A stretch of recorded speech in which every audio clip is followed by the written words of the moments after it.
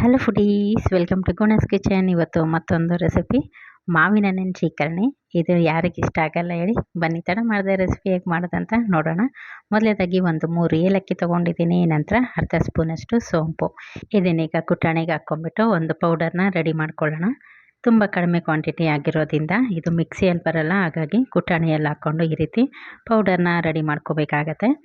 ಇದು ಒಂದು ಫ್ಲೇವರು ತುಂಬ ಚೆನ್ನಾಗಿ ಕೊಡುತ್ತೆ. ಎರಡನ್ನೂ ಹಾಕ್ಕೊಳ್ಳಿ. ಕೆಲವರು ಸೋಂಪು ಹಾಕೋದಿಲ್ಲ, ಅದನ್ನು ಹಾಕಿ ನಾವು ಪೂರಿ ಜೊತೆ ತಿಂತಾ ಇರೋದ್ರಿಂದ ಡೈಜೆಷನ್ನು ಚೆನ್ನಾಗಾಗತ್ತೆ, ಫ್ಲೇವರು ಸಹ ತುಂಬ ಚೆನ್ನಾಗಿ ಬರುತ್ತೆ.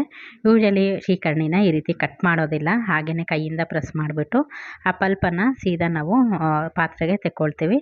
ಬಟ್ ಇದರಲ್ಲಿ ಏನು ಕಟ್ ಮಾಡ್ತಾ ಇದ್ದೀನಿ ಅಂದರೆ, ಕೆಲವೊಮ್ಮೆ ಮಾವಿನ ಹಣ್ಣು ಒಳಗಡೆ ಹುಳಗಳಿರುತ್ತೆ, ಹಾಗಾಗಿ ಒಮ್ಮೆ ತೆಗೆದುಬಿಟ್ಟು ಆಮೇಲೆ ಮಿಕ್ಸಿಗೆ ಸೇರಿಸ್ಕೊಳ್ಳೋದು ಉತ್ತಮ ಅನಿಸುತ್ತೆ.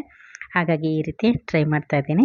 ಹಾಗೆಯೇ ಇದಕ್ಕೆ ಒಂದು ಅರ್ಧ ಕಪ್ಪಷ್ಟು ಬೆಲ್ಲ, ನಾವು ಮುಂಚೆನೇ ಪುಡಿ ಮಾಡಿಟ್ಟಿದ್ವಲ್ಲ ಸೋಂಪು ಮತ್ತು ಏಲಕ್ಕಿ, ಅದನ್ನು ಸಹ ಸೇರಿಸ್ಕೊಂಡು ಒಮ್ಮೆ ಇದನ್ನು ಮಿಕ್ಸಿ ಮಾಡ್ಕೊಂಡ್ಬಂದರೆ ಶ್ರೀಕರ್ಣಿ ಅನ್ನೋದು ರೆಡಿ ಆಗುತ್ತೆ. ಇದ್ರ ಜೊತೆಗೆ ಪೂರಿ ಒಳ್ಳೆ ಕಾಂಬಿನೇಷನ್ ಅಂತ ಹೇಳ್ಬೋದು. ಈಗೇನೆ ಇದನ್ನು ತಿನ್ಕೊಂಬಿಡ್ಬೋದು. ನೋಡಿ, ಈಗ ಮಿಕ್ಸಿ ಮಾಡಾಯ್ತಲ್ಲ, ಒಂದು ಪಾತ್ರೆಗೆ ಇದನ್ನೆಲ್ಲ ತೆಕ್ಕೊಳ್ತಾ ಇದ್ದೀನಿ. ತೆಕ್ಕೊಂಡಾದ್ಮೇಲೆ ಇದನ್ನೆಲ್ಲ ಒಮ್ಮೆ ಮಿಕ್ಸ್ ಮಾಡ್ಕೊಂಬಿಡೋಣ. ಟೇಸ್ಟ್ ಅಂತೂ ಸೂಪರಾಗಿರುತ್ತೆ. ಚಿಕ್ಕ ಮಕ್ಕಳಿಂದ ದೊಡ್ಡವ್ರ ತನಕ ತುಂಬ ಇಷ್ಟಪಡೋವಂಥ ರೆಸಿಪಿ ಅನ್ಬೋದು. ನೋಡಿ, ಈ ರೀತಿ ಚೆನ್ನಾಗಿ ಒಮ್ಮೆ ಮಿಕ್ಸ್ ಮಾಡಿಬಿಡೋಣ. ಹಾಕಿರೋ ಪದಾರ್ಥ ಎಲ್ಲ ನೀಟಾಗಿ ಹೊಂದ್ಕೊಂಡಿರತ್ತಲ್ಲ, ಒಮ್ಮೆ ಮಿಕ್ಸ್ ಮಾಡಿದ್ರೆ ಆಯಿತು. ನೋಡಿ, ಕನ್ಸಿಸ್ಟೆನ್ಸಿ ಹೀಗಿರಬೇಕು. ನೀರೆಲ್ಲ ಹಾಕ್ಕೋಬೇಡಿ, ಚೆನ್ನಾಗಾಗೋದಿಲ್ಲ. ಕೆಲವರು ಇದರಲ್ಲಿ ನೀರು ಮಿಕ್ಸ್ ಮಾಡ್ತಾರೆ. ಆ ರೀತಿ ಮಾಡಿದ್ರೆ ಶ್ರೀಕರ್ಣಿದು ಟೇಸ್ಟು ಹೋಯ್ತಂತಾನೆ ಅರ್ಥ. ಯಾವುದೇ ಕಾರಣಕ್ಕೂ ನೀರನ್ನ ಮಿಕ್ಸ್ ಮಾಡ್ಕೋಬೇಡಿ. ನೋಡಿ, ರೆಡಿ ಆಗೋಯ್ತು ಶ್ರೀಕರ್ಣಿ. ಇದೇ ರೀತಿ ತಿನ್ನೋಕ್ಕೂ ಚೆನ್ನಾಗಿರುತ್ತೆ, ಪೂರಿ ಜೊತೆಗಂತೂ ಸಕ್ಕತ್ತಾಗಿರುತ್ತೆ. ಈಗ ಇದರ ಜೊತೆ ಪೂರಿ ಹಾಕ್ಕೊಂಬಿಡೋಣ. ಹಾಗೆ ಪೂರಿನೂ ಅಷ್ಟೇ ಬಿಸಿ ಬಿಸಿ ಚೆನ್ನಾಗಾಗಲ್ಲ, ಸ್ವಲ್ಪ ಅದು ತಣ್ಣಗಾದ ಮೇಲೇ ಈ ಶ್ರೀಕರ್ಣಿ ಜೊತೆ ತಿನ್ನೋದಕ್ಕೆ ತುಂಬ ಅಂದರೆ ತುಂಬ ಟೇಸ್ಟಿಯಾಗತ್ತೆ. ಮಾವಿನ ಹಣ್ಣು ಸೀಸನ್ನು ಮುಗಿಯೋಷ್ಟರಲ್ಲಿ ಈ ರೆಸಿಪಿ ಮಾಡಿಲ್ಲ ಅಂದರೆ ಹೆಂಗಲ್ವಾ? ಬನ್ನಿ, ಈಗ ಪೂರಿನೂ ರೆಡಿ ಮಾಡ್ಕೊಂಬಿಡೋಣ. ಎಣ್ಣೆ ಕಾದಿತ್ತು ಆಲ್ರೆಡಿ. ಈಗ ಪೂರಿನ ಲಟ್ಸ್ಬಿಟ್ಟು ಡೈರೆಕ್ಟಾಗಿ ಎಣ್ಣೆಗೆ ಹಾಕ್ಕೊಂಡ್ರೆ ಆಯಿತು.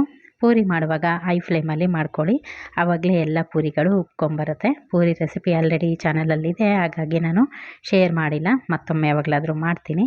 ನೋಡಿ, ಈ ರೀತಿ ಎಲ್ಲ ಪೂರಿನೂ ಉಬ್ಕೊಂಬರ್ಬೇಕಂದ್ರೆ ಕೆಲವೊಂದು ಟಿಪ್ಸ್ನ ಫಾಲೋ ಮಾಡಿದ್ರೆ ಅಷ್ಟೇ ಚೆನ್ನಾಗಿ ಬಲೂನ್ ಥರ ಎಲ್ಲ ಪೂರಿಗಳು ಉಬ್ಕೊಂಬರುತ್ತೆ ಅಂತ ಹೇಳ್ಬೋದು. ಈಗ ನಮಗೆ ಎಷ್ಟು ಬೇಕೋ ಅಷ್ಟು ಮಾತ್ರ ಹಾಕ್ಕೊಂಬಿಟ್ಟು ಶ್ರೀಕರ್ಣಿ ಜೊತೆ ಇದನ್ನು ಸರ್ವ್ ಮಾಡ್ಕೊಳ್ಳೋಣ. ಆದಷ್ಟು ಇದು ಸ್ವಲ್ಪ ತಣ್ಣಗಾದ ಮೇಲೇ ಸರ್ವ್ ಮಾಡಿ, ಆವಾಗಲೇ ಇದು ಟೇಸ್ಟಿಯಾಗತ್ತೆ. ನೋಡಿ, ಈಗ ಹೆಂಗೋ ಮಾವಿನ ಹಣ್ಣು ಸೀಸನ್ ಅಲ್ವಾ, ಕಂಪ್ಲೀಟ್ ಆಗೋಕ್ಕೆ ಮುಂಚೆ ಈ ರೆಸಿಪಿ ಮಾಡ್ಕೊಂಬಿಡಿ. ಮಕ್ಕಳು ತುಂಬ ಇಷ್ಟಪಟ್ಟು ತಿಂತಾರೆ, ದೊಡ್ಡವ್ರಿಗೂ ಸಹ ಅಷ್ಟೇ ಇಷ್ಟ ಆಗುತ್ತೆ. ಟೇಸ್ಟ್ ಅಂತೂ ಅದ್ಭುತವಾಗಿರುತ್ತೆ. ನೋಡಿ, ಎಲ್ಲ ಮಾಡಾಯ್ತಲ್ಲ, ಈಗ ಶ್ರೀಕರ್ಣಿ ಬಡಿಸ್ಕೊಂಬಿಟ್ಟು ಬ್ರೇಕ್ಫಾಸ್ಟ್ನ ಕಂಪ್ಲೀಟ್ ಮಾಡ್ಕೊಳ್ಳೋದೆ.